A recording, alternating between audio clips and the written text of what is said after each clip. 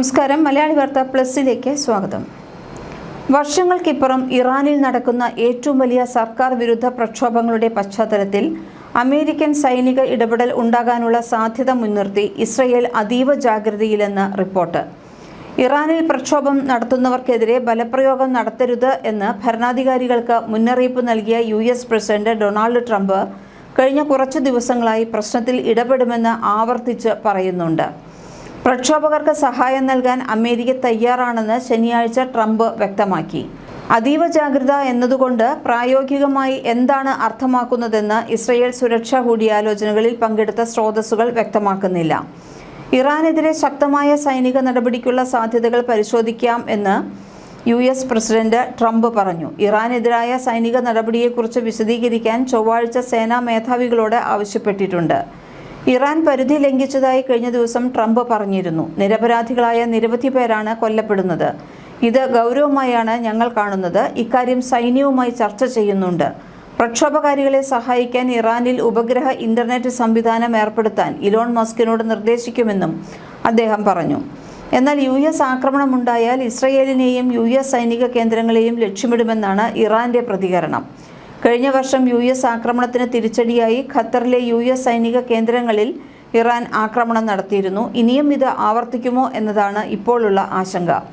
തങ്ങൾക്കു നേരെയുള്ള ഏത് ആക്രമണത്തിനും തിരിച്ചടി ഉണ്ടാകുമെന്ന് ഉറപ്പാണെന്ന് US പ്രസിഡന്റ് ഡൊണാൾഡ് ട്രംപിന് ഇറാൻ മുന്നറിയിപ്പ് നൽകി കഴിഞ്ഞു. ഇസ്രയേലും മേഖലയിലെ US സൈനിക ആസ്ഥാനങ്ങളുമാകും ആദ്യം ലക്ഷ്യമിടുക എന്നാണ് സ്പീക്കർ മുഹമ്മദ് ബക്വർ ഖാലിബാഫ് പാർലമെന്റിൽ പറഞ്ഞത്.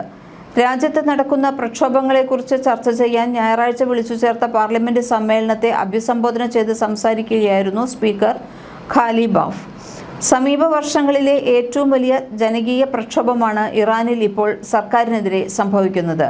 പ്രതിഷേധിക്കുന്ന ജനങ്ങൾക്കു നേരെ നടപടിയെടുത്താൽ ഇടപെടുമെന്നാണ് ട്രംപിന്റെ അന്ത്യശാസനം. രാജ്യത്തെ പ്രതിഷേധം ആളിക്കത്തിക്കുന്നതിന് പിന്നിൽ US ആണെന്നാണ് ഇറാന്റെ നിലപാട്. പ്രതിഷേധങ്ങൾ അടിച്ചമർത്താൻ ശ്രമിക്കുന്നതിന്റെ ഭാഗമായി ഭരണകൂടത്തിന്റെ നീക്കങ്ങളിൽ 116 പേർ ഇതുവരെ മരിച്ചുവെന്നാണ് മനുഷ്യാവകാശ സംഘടനകൾ റിപ്പോർട്ട് ചെയ്തിരിക്കുന്നത്. ഇന്റർനെറ്റ് വിലക്കിയിരിക്കുന്നതിനാൽ രാജ്യത്തു നിന്നുള്ള വിവരങ്ങൾ പുറത്തുവരുന്നില്ല. ഇതുവരെ 2600-ലധികം ജനങ്ങളെ തടങ്കലിലാക്കിയിട്ടുണ്ടെന്നാണ് US ആസ്ഥാനമായി പ്രവർത്തിക്കുന്ന മനുഷ്യാവകാശ സംഘടനയായ human rights activist news agency അറിയിച്ചിരിക്കുന്നത്. അതേസമയം മുൻപെങ്ങുമില്ലാത്ത വിധം ഇറാൻ സ്വാതന്ത്ര്യത്തിന് അടുത്തു നിൽക്കുന്നു എന്നാണ് ട്രംപ് പ്രതികരിച്ചിരിക്കുന്നത്. ട്രംപിനോട് കളിക്കാൻ നിൽക്കരുതെന്നാണ് സ്റ്റേറ്റ് ഡിപ്പാർട്ട്മെന്റ് നൽകിയിരിക്കുന്ന മുന്നറിയിപ്പ്. ട്രംപ് എന്തെങ്കിലും ചെയ്യുമെന്ന് പറഞ്ഞാൽ അതിനർത്ഥം അദ്ദേഹം അത് ഉദ്ദേശിക്കുന്നുണ്ടെന്നാണെന്നും സ്റ്റേറ്റ് ഡിപ്പാർട്ട്മെന്റ് മുന്നറിയിപ്പ് നൽകി. രാജ്യത്ത് ഇന്റർനെറ്റ് വിലക്കിയെങ്കിലും സ്റ്റാർലിങ്ക് ഉപഗ്രഹ ട്രാൻസ്മിറ്ററുകൾ വഴി ഓൺലൈനിലൂടെ വീഡിയോകൾ പങ്കുവയ്ക്കപ്പെടുന്നുണ്ട്. പുറത്തുവന്ന വീഡിയോകളിൽ വടക്കൻ ടെഹ്റാനിലെ പുനാക്ക് മേഖലയിൽ നിന്നുള്ളവയിൽ സമാധാനപരമായി തെരുവിലൂടെ പ്രതിഷേധിക്കുന്നവരെ കാണാം. കാറുകളുടെ ഹോൺ മുഴക്കി പ്രതിഷേധിക്കുന്നവരുടെ വീഡിയോയും ഉണ്ട്. ഇറാന്റെ രണ്ടാമത്തെ വലിയ നഗരമായ മഷാദിൽ നിന്ന് പുറത്തുവന്ന വീഡിയോയിൽ സുരക്ഷാ സേനയെ എതിർക്കുന്ന പ്രതിഷേധക്കാരെ കാണാം. തെരുവുകൾ അടച്ചിടുന്ന അധികൃതരെയും മൊബൈൽ ഫോണിലെ വെളിച്ചത്തിൽ പ്രതിഷേധിക്കുന്നവരെയും കാണാം. അവശിഷ്ടങ്ങൾക്ക് തീയിടുന്നവരെയും റോഡ് തടയുന്നവരെയും കാണുന്നുണ്ട്. ടെഹ്റാന്റെ തെക്കുകിഴക്കൻ 800 മീറ്റർ മാറിയുള്ള കെർമാനിലെ പ്രതിഷേധ വീഡിയോകളും പുറത്തു വന്നിട്ടുണ്ട്. വ്യാഴാഴ്ചയാണ് ഇന്റർനെറ്റും രാജ്യാന്തര ഫോൺ കോളുകളും ഇറാൻ ഭരണകൂടം വിലക്കിയത്. എന്നാൽ സർക്കാർ മാധ്യമങ്ങൾക്കും സർക്കാരിനെ പിന്തുണയ്ക്കുന്ന മാധ്യമങ്ങൾക്കും വിലക്കിൽ ഇളവുണ്ട്. അതേസമയം ഇറാനിൽ US-ന്റെ സൈനിക ഇടപെടൽ ഉണ്ടാകാനുള്ള സാധ്യത വർദ്ധിച്ചതോടെ ഇസ്രയേലും അതീവ ജാഗ്രതയിലാണ്. ശനിയാഴ്ച ഇസ്രയേൽ പ്രധാനമന്ത്രി ബെഞ്ചമിൻ നെതന്യാഹുവും US സ്റ്റേറ്റ് സെക്രട്ടറി മാർക്കോ റൂബിയോയും തമ്മിൽ ഫോണിലൂടെ സംസാരിച്ചിരുന്നു. ഇറാനിൽ US നടത്തിയേക്കാവുന്ന സൈനിക ഇടപെടലിന് സാധ്യതയെക്കുറിച്ച് ഇരുവരും ചർച്ച ചെയ്തതായാണ് വിവരം. US ഇറാനെ ആക്രമിക്കുകയാണെങ്കിൽ ഇറാൻ ഇസ്രയേലിനെതിരെ പ്രത്യാക്രമണം നടത്തിയേക്കുമെന്നാണ് രാജ്യാന്തര മാധ്യമങ്ങൾ റിപ്പോർട്ട് ചെയ്യുന്നത്.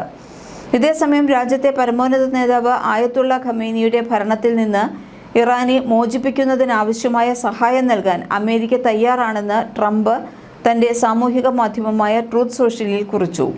നിലവിൽ US-ലുള്ള ഇറാൻ കിരീടാവകാശി റസ പല്ലവിക്കും പ്രതിഷേധക്കാർക്ക് പിന്തുണ ലഭിച്ചിരുന്നു. നഗരകേന്ദ്രങ്ങൾ പിടിച്ചെടുക്കാനും അദ്ദേഹം വീഡിയോ സന്ദേശത്തിൽ കൂടി ആവശ്യപ്പെട്ടു. ഇറാനിൽ നിന്ന് പുറത്താക്കപ്പെട്ട് 50 വർഷം പിന്നിടുന്ന വേളയിൽ രാജ്യത്തേക്ക് മടങ്ങി വരുന്നതായുള്ള സൂചനയും അദ്ദേഹം നൽകിയിരുന്നു. അതേസമയം ഇറാനിലെ പ്രക്ഷോഭം ശക്തമാകുക തന്നെയാണ്. വിവിധയിടങ്ങളിലേക്ക് പ്രക്ഷോഭം വ്യാപിച്ചതായാണ് റിപ്പോർട്ട്. രാജ്യത്തെമ്പാടും ഇന്റർനെറ്റ് നിരോധിച്ചിട്ടും പ്രക്ഷോഭത്തെ അടക്കി നിർത്താൻ ഇറാൻ ഭരണകൂടത്തിന് സാധിച്ചിട്ടില്ല. സാമ്പത്തിക പ്രതിസന്ധിയും പണപ്പെരുപ്പവും മുൻനിർത്തി പ്രതിഷേധത്തിനിറങ്ങിയ ജനം ഒടുവിൽ പ്രതിഷേധം രാഷ്ട്രീയ വിഷയമായി പരിണമിക്കുകയായിരുന്നു. കഴിഞ്ഞ ജൂണിൽ ഇസ്രയേലും ഇറാനും തമ്മിൽ 12 ദിവസം നീണ്ടുനിന്ന യുദ്ധമാണ് ഉണ്ടായത്. അന്ന് അമേരിക്കയും ഇസ്രയേലിനൊപ്പം ചേർന്ന് ഇറാനിൽ വ്യോമാക്രമണം നടത്തിയിരുന്നു. ഇറാനിലെ നിരവധി സൈനിക കേന്ദ്രങ്ങളിലേക്ക് വൻതോതിലുള്ള വ്യോമാക്രമണങ്ങൾ അന്ന് നടന്നതായും പരിഗണനയിലുണ്ട്. എന്നാൽ ഇതിനെക്കുറിച്ചൊന്നും വാഷിംഗ്ടണിൽ വ്യക്തമായ ഏകാഭിപ്രായം ഇല്ല എന്നതാണ് റിപ്പോർട്ടുകൾ സൂചിപ്പിക്കുന്നത്. അതേസമയം യുദ്ധത്തിന്റെ നടുവിലാണ് ഇറാനെന്നും ഇസ്രയേലാണ് ഇതിന് പുറകിലെന്നും Iran supreme national security council secretary Ali Larijani പറഞ്ഞു. അതുകൊണ്ട് തന്നെ വെടിനിർത്തലിനോ സമാധാനത്തിനോ പ്രസക്തിയില്ലെന്നും അദ്ദേഹം വ്യക്തമാക്കി. ഇതിനിടെ പ്രതിഷേധക്കാരെ പിടികൂടി നിയമത്തിന് മുന്നിൽ കൊണ്ടുവരുമെന്ന് പരമോന്നത നേതാവ് ആയത്തുള്ള അലി ഖമനേയി പ്രഖ്യാപിച്ചുവെങ്കിലും ഇറാനിലെങ്ങും അശാന്തി തുടരുകയാണ്. ഇറാനിൽ നടക്കുന്ന പ്രതിഷേധങ്ങളിൽ പങ്കെടുക്കുന്നവരെ ദൈവത്തിന്റെ ശത്രുവായി കാണുമെന്നും അതിന് മരണശിക്ഷ വരെ ലഭിക്കാമെന്നുമാണ് അറ്റോർണി ജനറൽ മുഹമ്മദ് മോവോഹേദി ആസാദ് മുന്നറിയിപ്പ് നൽകിയത്. തെഹ്റാന് പുറമെ കിഴക്കൻ മേഖലയിലെ മഷ്കദ്, തബ്രിസ് എന്നിവിടങ്ങളിലും ഉത്തര ഇറാനിലെ ഖുമ്മിലുമടക്കം പ്രതിഷേധം ശക്തമാണ്. 64 പേർ ഇതിനകം കൊല്ലപ്പെട്ടിട്ടുണ്ട്. ഇവരിൽ 14 സുരക്ഷാ ഉദ്യോഗസ്ഥരും ഉൾപ്പെടും. ഇന്നലെ മാത്രം 200-ലേറെ പേർ പിടിയിലായി. ഇസ്രയേലിന് വേണ്ടി ചാരവൃത്തി നടത്തിയ 2 പേരെ കസ്റ്റഡിയിൽ എടുത്തതായി സർക്കാർ അറിയിച്ചു. ശനിയാഴ്ച നടന്ന ഫോൺ സംഭാഷണത്തിൽ ഇസ്രയേൽ പ്രധാനമന്ത്രി ബെഞ്ചമിൻ നെതന്യാഹുവും US സ്റ്റേറ്റ് സെക്രട്ടറി മാർക്കോ റൂബിയോയും ഇറാനിലെ US ഇടപെടലിനെക്കുറിച്ചുള്ള സാധ്യതയെക്കുറിച്ച് ചർച്ച ചെയ്തതായാണ് വിവരം. എന്നാൽ ഇരുവരും സംസാരിച്ച കാര്യം US ഉദ്യോഗസ്ഥൻ സ്ഥിരീകരിച്ചുവെങ്കിലും ചർച്ച ചെയ്ത വിഷയങ്ങളെക്കുറിച്ച് വെളിപ്പെടുത്താൻ തയ്യാറായില്ല.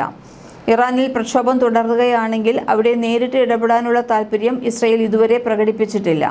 എന്നാൽ ഇറാന്റെ ആണവ ബാലിസ്റ്റിക് മിസൈൽ പദ്ധതികളെ ചൊല്ലിയുള്ള ആശങ്കകൾ കൊണ്ടുതന്നെ ഇരു രാജ്യങ്ങളും തമ്മിലുള്ള ശത്രുത നിലവിൽ വളരെ ഉയർന്ന നിലയിലാണ്. വെള്ളിയാഴ്ച ദ ഇക്കണോമിസ്റ്റ് മാസികയ്ക്ക് നൽകിയ അഭിമുഖത്തിൽ ഇസ്രയേലിനെ ആക്രമിച്ചാൽ ഇറാൻ ഭയപ്പെടുത്തുന്ന പ്രത്യാഘാതങ്ങൾ നേരിടേണ്ടി വരുമെന്ന് നെതന്യാഹു പറഞ്ഞു.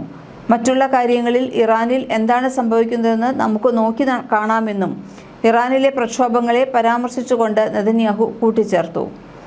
മലയാളി വാർത്ത പ്ലസ്.